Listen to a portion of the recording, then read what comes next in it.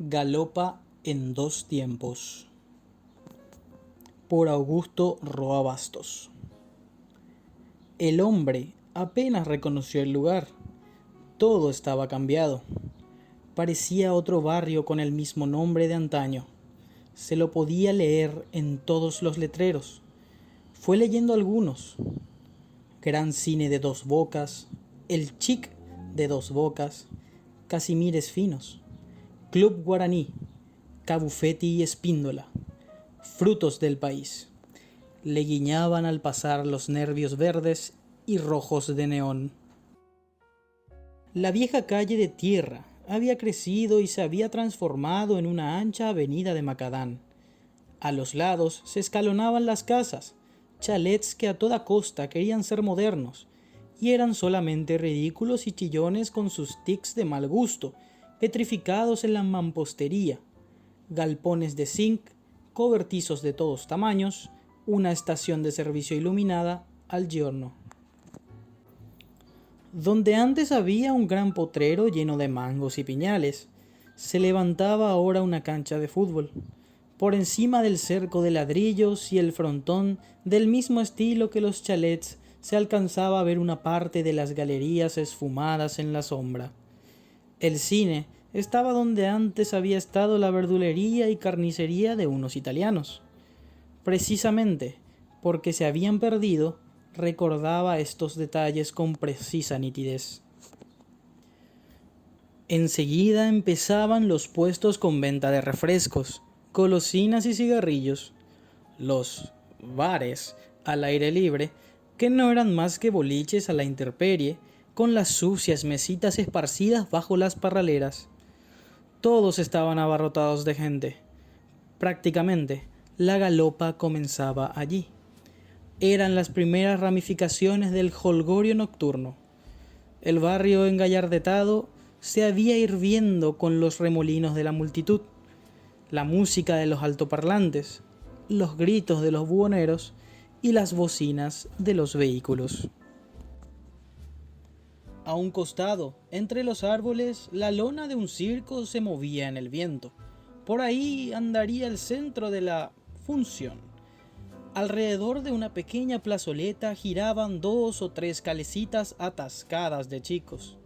Entre el litigio machuno del truco, el rumor de las botellas pescadas con aros, el vivo entrechocar de los bolos, subía la monótona y ronca cantinela de los encargados de juegos, loteros barbudos y sudorosos, zaperos, talladores de monte y 7,5 real, de chica y grande, arribeños oscuros de doctas y febriles manos, con billetes arrugados detrás de las orejas, los ojos astutos, inyectados en sangre. Muecines de un rezo lúgubre apañaban los distintos ritos menores de la fiesta, con el mismo lenguaje y el mismo tono de fulleros errantes. Igual que antes, pero también diferente. Había mucha más gente, pero no había banda. Ahora bastaban los altoparlantes. La misma música cavernosa y metálica surgía de muchas bocas a la vez. Hasta las calecitas giraban con altoparlantes. Recordaba otra galopa, de 15 años atrás, en ese mismo lugar, con una mujer, con Rosa. La había conocido precisamente allí, en una kermés igual a esta, a la que él había caído como ahora, sin saber por qué. Ella salía con una amiga de la tienda de una prohibera. Salía hermosa y alegre. El futuro reflejado en los naipes roñosos de la adivina le había puesto en el rostro un baño radiante, como si le hubiera untado la cara con un polvo de luciérnagas machacadas. Así era, un resplandor verde y trémulo, viviente, como sus ojos, cuando dijo: Ay, disculpe, señor. Ella salía, él pasaba. El encontronazo los unió para siempre. No para siempre, en realidad, solamente por una eternidad corta y desesperada que empezaba en ese mismo momento. En los 18 años de ella, ingenuos, juguetones, ávidos, en los 30 sombríos de él, en la noche de un día que habría sido mejor que no existiera.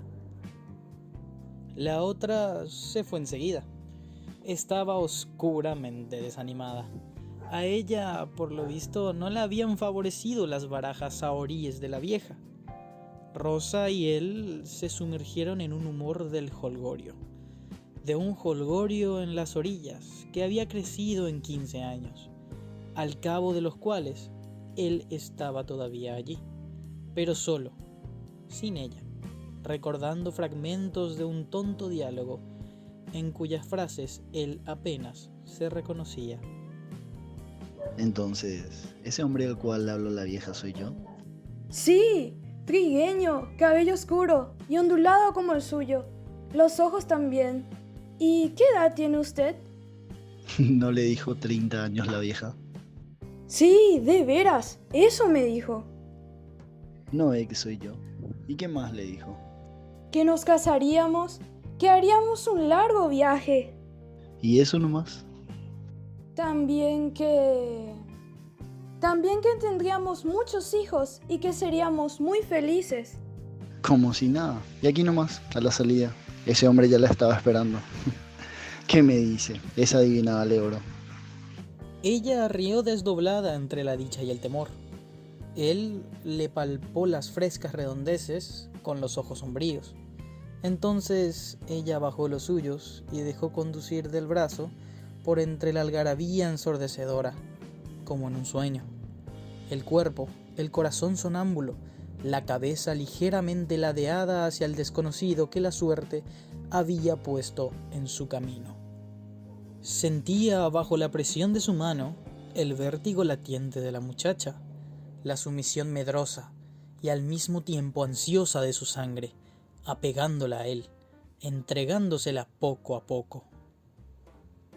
El bullicio se fue apagando, la luz también.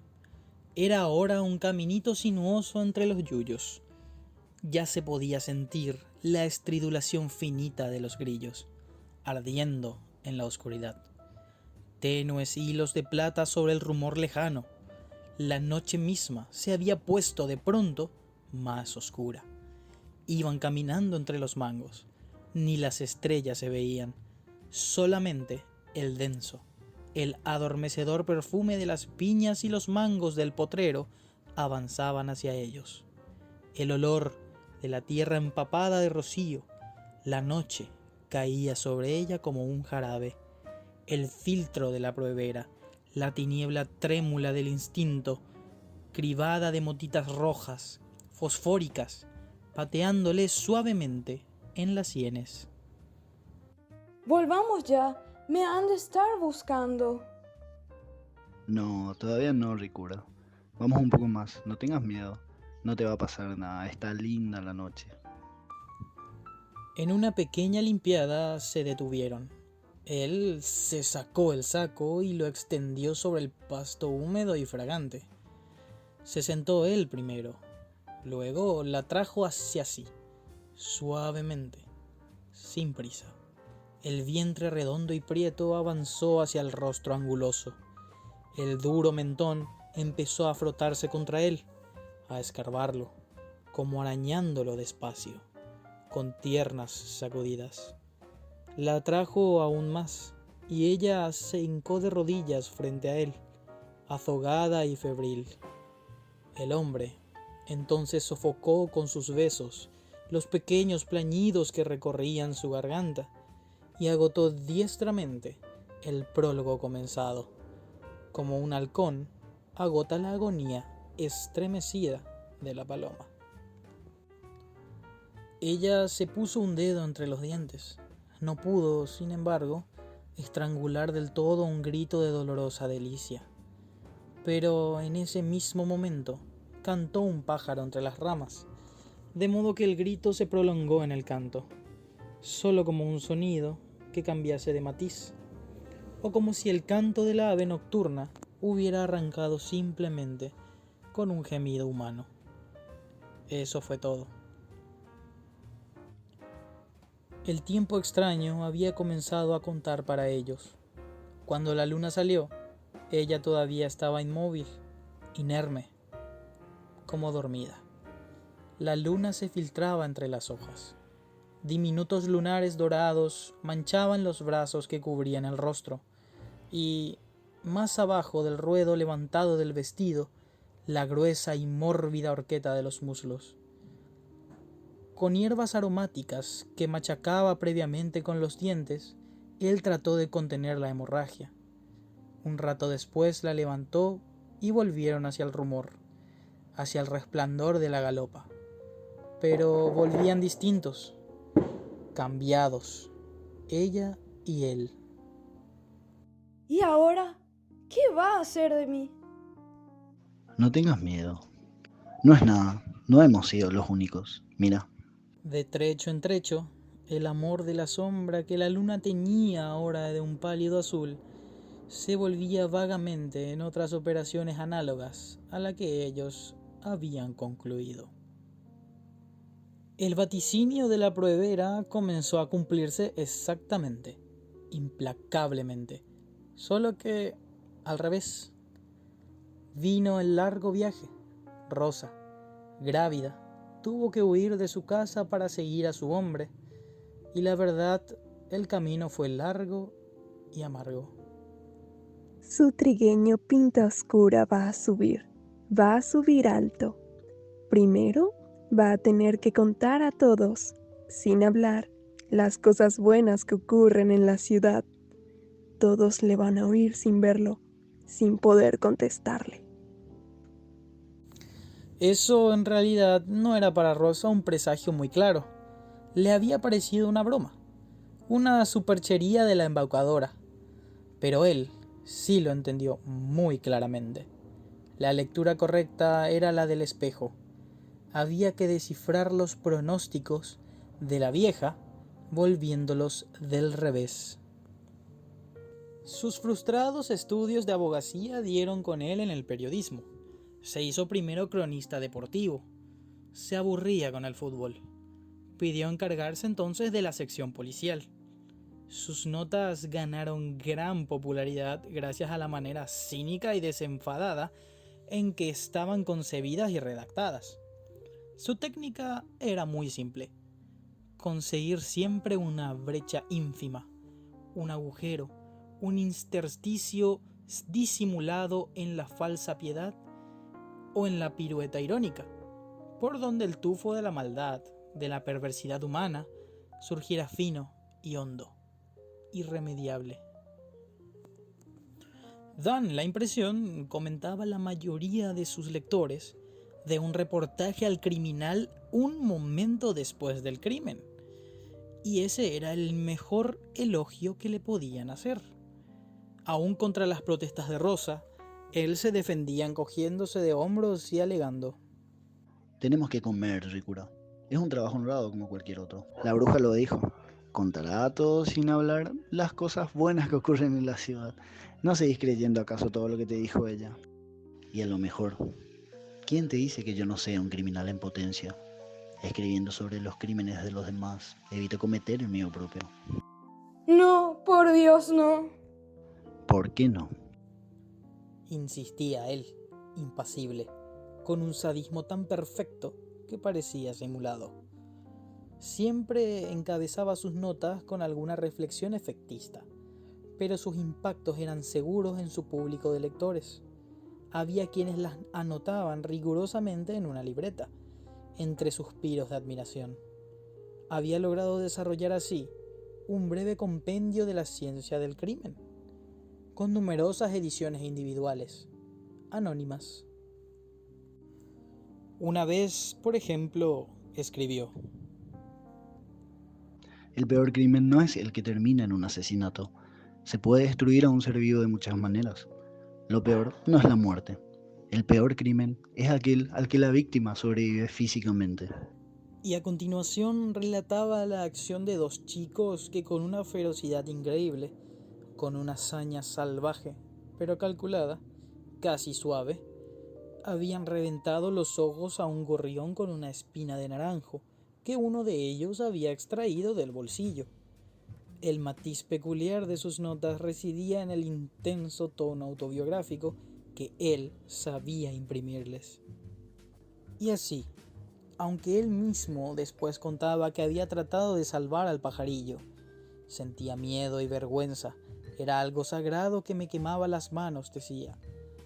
La impresión de que él había relatado solamente una aventura de su infancia no conseguía disiparse. Pero esto era lo que daba fuerza a sus crónicas. Y en cuanto al vaticinio de los hijos, también la pruebera había acertado con la imagen inversa en el espejo del destino. Por una última vez, Rosa había vuelto a insistir. ¿Por qué no me dejas tener un hijo? ¿Un hijo? Ya te dije que no, y no. ¿Cuándo vas a dejar de molestarme con esas pavadas? Lo quiero tanto. La idea solamente de un hijo los sublevaba. Por 3 veces más, después de aquella aventura inicial de la galopa, Rosa tuvo que soportar que le saquearan las entrañas para despojarla de lo que más deseaba en el mundo. El hecho de mencionárselo y el tono algo áspero de dolorido orgullo que tuvo la voz de Rosa al decir «mi hijo», lo exasperaron. Perdió el control de sí mismo, ofuscado, enardecido por el resentimiento. Se abalanzó sobre ella y le hizo sentir la fuerza de sus manos. Después fue y abrió de un tirón el cajón de la cómoda, donde ella guardaba las ropitas que cosía y tejía en secreto para ese hijo que se había convertido en nada más que un deseo obsesivo para ella. Recogió furioso las minúsculas prendas, hizo con ellas un montón en medio de la pieza y las quemó en su presencia. Pero Rosa era infinitamente paciente. Volvieron a reconciliarse y nunca más le mencionó el hijo. Un tiempo después dejó el periodismo policial y aceptó la subsecretaría de un ministerio. Allí necesitaban de su extraño conocimiento del corazón humano, de su torva popularidad literario-policial. Uno de los intermitentes sismos políticos del país lo expulsó, junto con muchos otros, camino al destierro. Y Rosa desapareció en una de las grietas que quedaron abiertas en la corteza social, que se tragaron sin piedad a muchas como ella. Habían transcurrido, 15 años. Él acababa de regresar al país deslizándose por el puente levadizo de una de las también intermitentes amnistías, y allí estaba caminando, como una sombra, en medio del jolgorio de un arrabal que habría crecido y parecía ahora otro barrio, con aquel nombre de antaño, apenas sentimentalmente sedicioso para él. Se había aplicado tenazmente en sus actos, lo que ni siquiera le había permitido conservar los escrúpulos humanitarios con respecto a sí mismo. Se detuvo frente a un puesto de cigarrillos. Deme un reino. Decía con aquella voz que resonaba con un acento extranjero, aporteñado. Al fondo del kiosco había un espejo manchado. Mientras le daban el vuelto, contempló en la sucia luna su rostro quemado por aquella explosión de un Primus, un conventillo de la Boca, en Buenos Aires. De él también podía decirse que estaba cambiado físicamente. La quemadura de la nafta que le había dado otra expresión lo había absurdamente ennoblecido. Un lado de la cara estaba oscura, el otro forrado con una suave película de piel renovada, ligeramente fruncida bajo los ojos. Tenía el color de la cera virgen. Nadie lo hubiera reconocido. Era un extranjero, un desarraigado, un intruso. Pero a él le daba lo mismo. Nada tenía ahora importancia en su vida. A los 45 años era un hombre acabado. Era un hombre con apariencia de hombre. nada más. ¿Dónde estaría Rosa en ese momento? Pensó en ella sin curiosidad, sin remordimiento, con un recuerdo sin más importancia que los otros.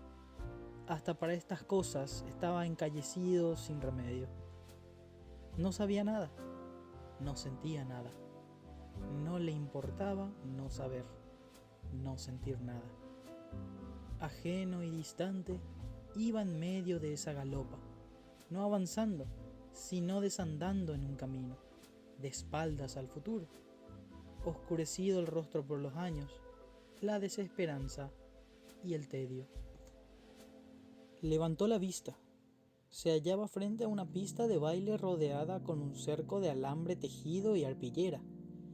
En la pared rosada del frente, donde estaba la entrada, había un letrero con esta inscripción: Bar y recreo El Mango. Baile y diviértase todas las noches hasta la madrugada. Se quedó mirando las fotos de las chicas del establecimiento, que estaban en un marco con vidrio. Cerca de los huecos de la boletería le invadió un malestar indefinible. En eso, alguien le tocó el hombro. Con mirar el papel no hace nada. Sáquese el gusto. Vamos adentro a bailar.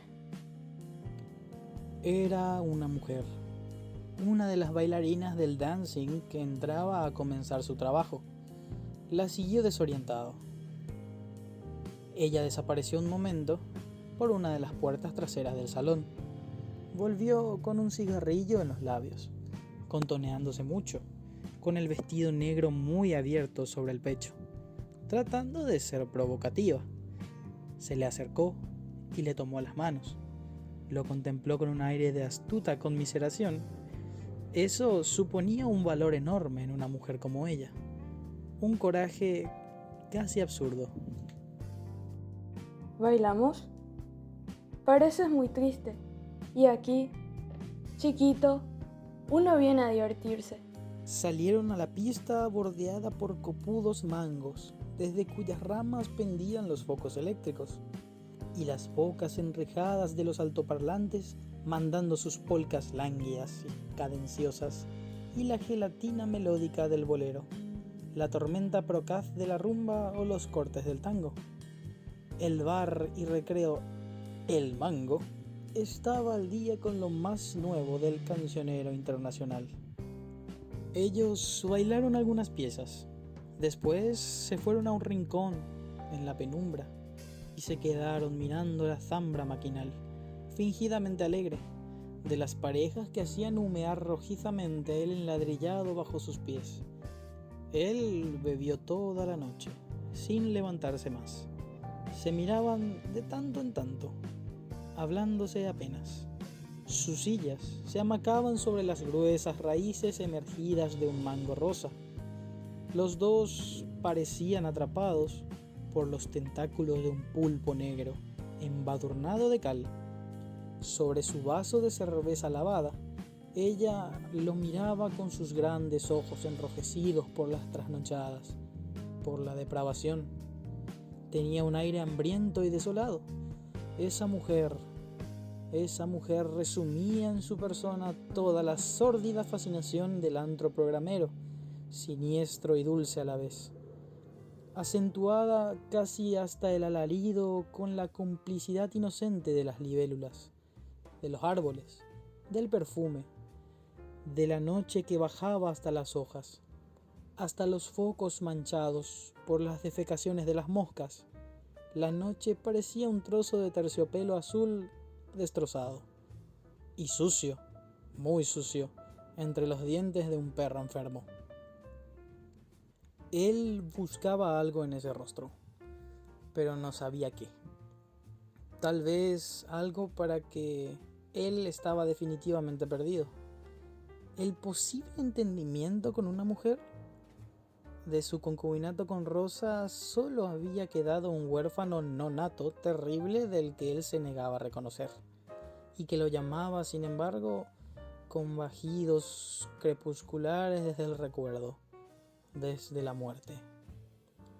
Entonces le dijo de pronto: ¿Puedes sonreírte un poco?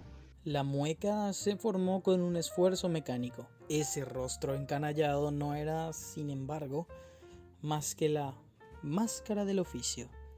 Sobre el espeso reboque de polvo y del colorete flotaba el aire de una marchita pureza.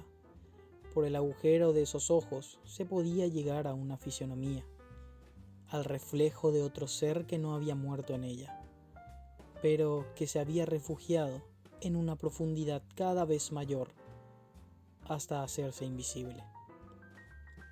Pero todo rostro son muchos rostros. El que ahora miraba el hombre estaba bastante deteriorado. La boca, sin embargo, habría sido hermosa en la juventud. Los labios finos, bien dibujados. Solamente los dientes eran un poco grandes. Brillaban en la risa arrugada por el aburrimiento en una hilera demasiado uniforme. De pronto, toda la hilera se movió. Fue un movimiento pequeñísimo, apenas perceptible.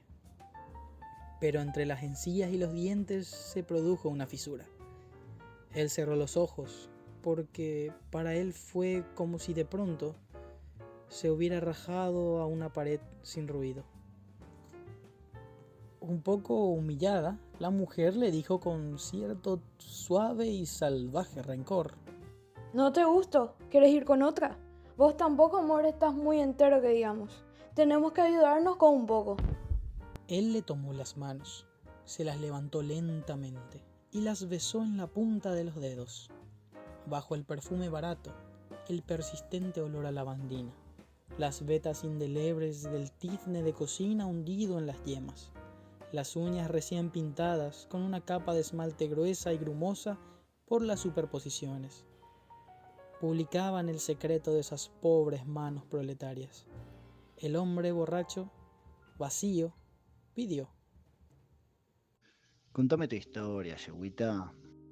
Cuando cierre esto, podemos irnos a casa, si querés. Allá te haré los gustos, nenito. No te saldrá muy caro el paseo. Salieron a la madrugada. Todavía faltaba mucho para el amanecer. Llegaron a las orillas. Se detuvieron ante un rancho de mala muerte entre otros ranchos iguales, diseminados al borde de una gran zanja cuyo hedor les llegó. A ella no, a él, con la emanación pútrida de aguas servidas, estancadas. Contra el hedor del sumidero, el aroma de un jazmín de lluvia y de un níspero raquítico luchaban inútilmente como un tábano contra una osamenta. Aquí es. La puertita del rancho rechinó con sus goznes de cuero seco. Entraron. La voz del hombre resonó en la oscuridad del rancho, con anticipada autoridad marital. Encendí la luz. No, por favor. No quiero que se den cuenta los vecinos. Son muy chismosos. Al hombre le daba igual. Total, lo único que quería era dormir. Se orientó con las manos en el cuartucho. Fue descubriendo el pobre mobiliario. Una silla desvencijada, un cajón con una palangana, una toalla todavía húmeda, colgada de un clavo, exhalando un agrio olor. Era casi preferible el del zanjón. Una soga tirante en un ángulo. La cama, por fin, se quedó parado junto a ella, sin saber qué hacer, si irse de allí o tumbarse de una vez.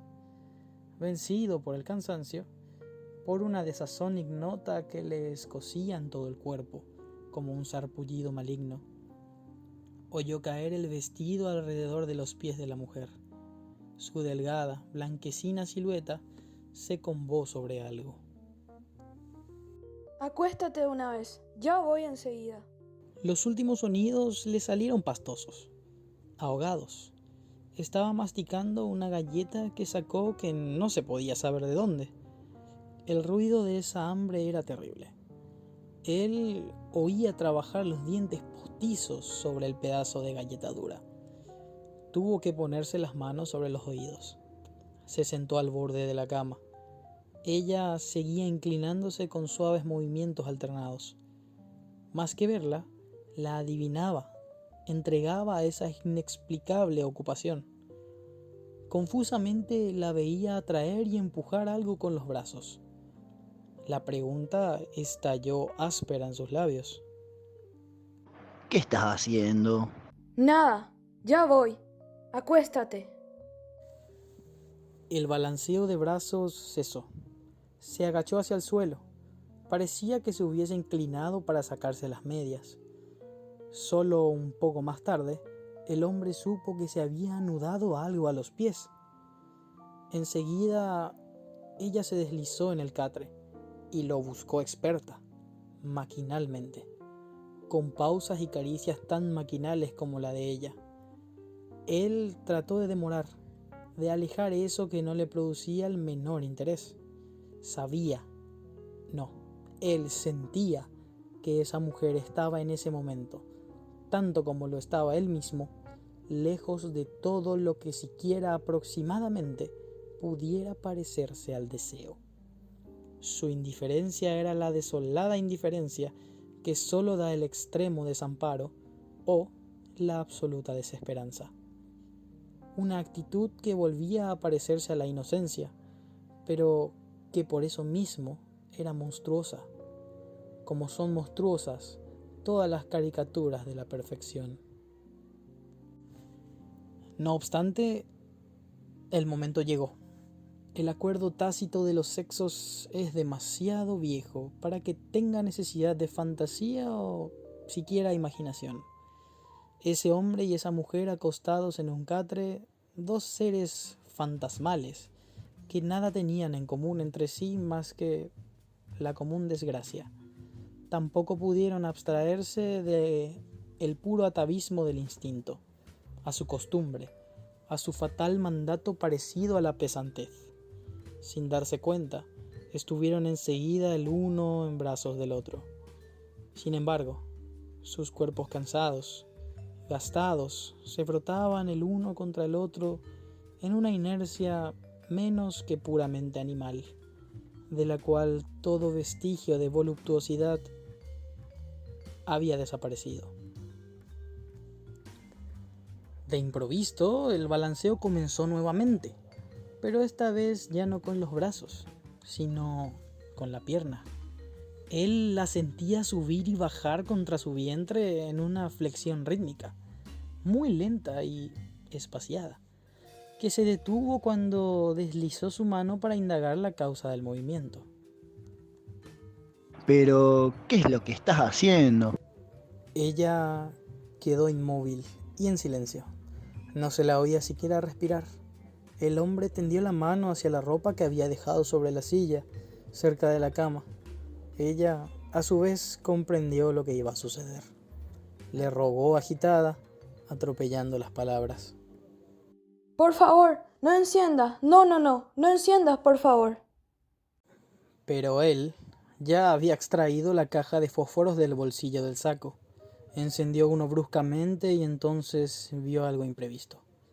En el ángulo del rancho había una pequeña hamaca de lona en la que dormía una criatura.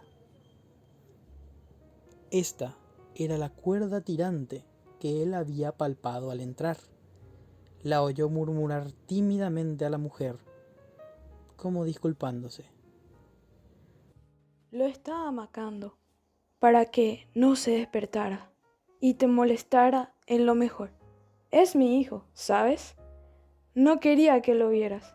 Ustedes los hombres son muy tontos. Pero ya está hecho. No importa. Si querés, podemos seguir. Es mi hijo. Él mantuvo el fósforo en alto. Se fijó en el pie de la mujer. Tenía anudado al pulgar el piolín con que movía la hamaca. Se incorporó a medias en la cama y lo desanudó con lentitud. La voz, esa voz con la que dijo «es mi hijo», impresionó al hombre vivamente, como si la hubiera oído en otra parte, hacía ya mucho tiempo. Acercó aún más la cerilla que ya comenzaba a apagarse, consumida casi por completo, y entonces, a lo imprevisto se sumó lo que de ninguna otra manera hubiera podido ocurrir. La llamita agonizante del fósforo alumbró por un instante brevísimo el rostro de Rosa, envejecido, destruido. Era ella, pero con el aire de desesperada, aunque impasible honradez que él ya había contemplado en la penumbra, bajo los mangos. El instante brevísimo había vuelto a durar 15 años de un solo golpe. Al resplandor de esa cerilla que se apagó entre los dedos del hombre con una cesación indolora y lejana. El chico entonces se despertó y se puso a llorar, como si por primera vez llorase una criatura en el mundo. Él volvió a taparse los oídos con las manos, pero seguramente no dejaba de escucharlo. Se levantó de la cama, se vistió como un autómata, hurgó en sus bolsillos tanteando con furiosa torpeza, como si ya hubiese perdido la costumbre de sí mismo. Sacó todo lo que tenía y lo soltó sobre la silla. Salió tropezando como un ciego hacia la claridad brumosa del amanecer, que empezaba a filtrarse por las rendijas del rancho. La mujer estaba tan cansada que vio todo eso como si fuera un sueño, sin comprenderlo. Se tumbó en el camastro y se quedó dormida como una piedra. Solo el chico seguía llorando, cada vez con menos fuerza, hasta que también volvió a dormirse. Y entonces, y solo entonces, el rancho quedó envuelto en un completo y rosado silencio. Algunos días después, hollando en el espeso y nauseabundo caldo del zanjón, encontraron el cuerpo de un hombre. No lo pudieron identificar. Rosa fue llamada para averiguaciones, pero ni siquiera ella lo pudo reconocer. Seguramente algún borracho noctámbulo que había resbalado y caído. La soltaron mucho antes de lo que ella misma hubiese podido imaginar. Volvió a lo suyo, contenta de haberse podido zafar tan pronto. Galopa en dos tiempos, por Augusto Roa Bastos.